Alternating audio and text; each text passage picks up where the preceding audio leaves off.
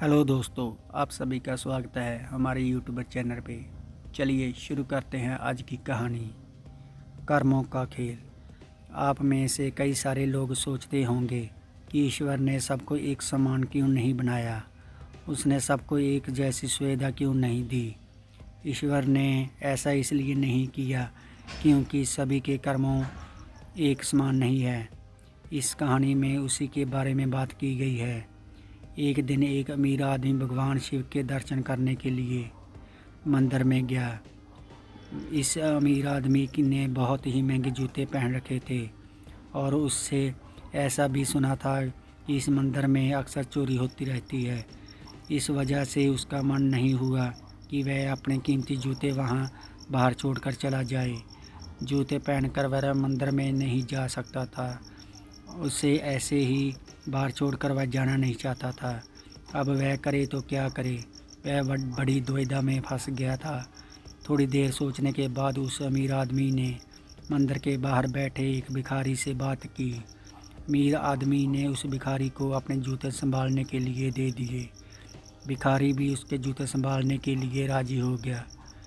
फिर वह अमीर आदमी अंदर मंदिर में पूजा करने के लिए चला गया। पूजा में बैठे बैठे उस अमीर आदमी के मन में ख्याल आया कि भगवान ने किसी विषम दुनिया बनाई है। मेरे जैसे कई लोगों के पैरों में कीमती जूते पहनने लायक बनाया है, लेकिन उस बेचारे भिखारी जैसे अनगिनत लोगों को रोटी खाने के लिए भी भीख मांगनी पड़ती है। वो अमीर आदमी मन ही मन भगवान से फरियाद करते हुए बोला कि आपने सब लोगों को एक समान क्यों नहीं बनाया, आपने सभी को एक जैसी सुविधा क्यों नहीं दी।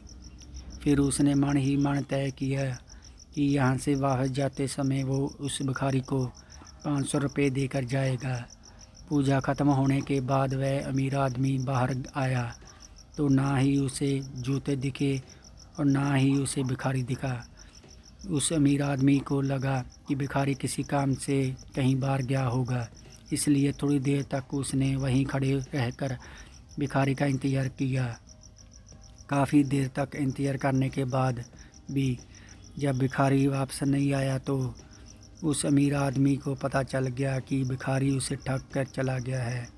दुखी होकर अमीर आदमी नंगे पैर ही अपने घर की तरफ चल पड़ा। रास्ते में उस अमीर आदमी ने देखा कि फुटपाथ पर एक जूते चप्पल बेचने वाला बैठा है। अमीर आदमी एक जोड़ी चप्पल खरीदने के लिए उसके पास पहुंचा।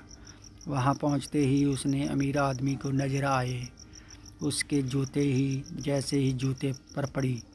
अमीर आदमी पहचान गया कि ये उसी के जूते हैं।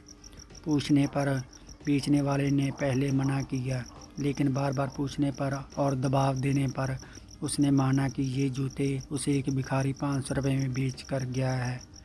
अब वही अमीर आदमी बिना चप्पल खरीदे मुस्कुराते हुए वहाँ से अपने घर की तरफ नंगे पैर ही चल गया। उसे भगवान से की गई अपनी फरियाद का जवाब मिल चुका था। उसे समझ में आ गया था कि जब तक लोगों की कर्म की एक जैसे नहीं होते तब तक सबका सम्मान नहीं हो सकते। भगवान ने उस भिखारी के तकदीर में 500 रुपये लिखे ही थे, लेकिन कैसे कर्म करके उन्हें लेना है ये उस भिखारी के हाथ में था। अगर वह चोरी ना कर भी करता तो भी उसे 500 रुपये मिलने वाले थे।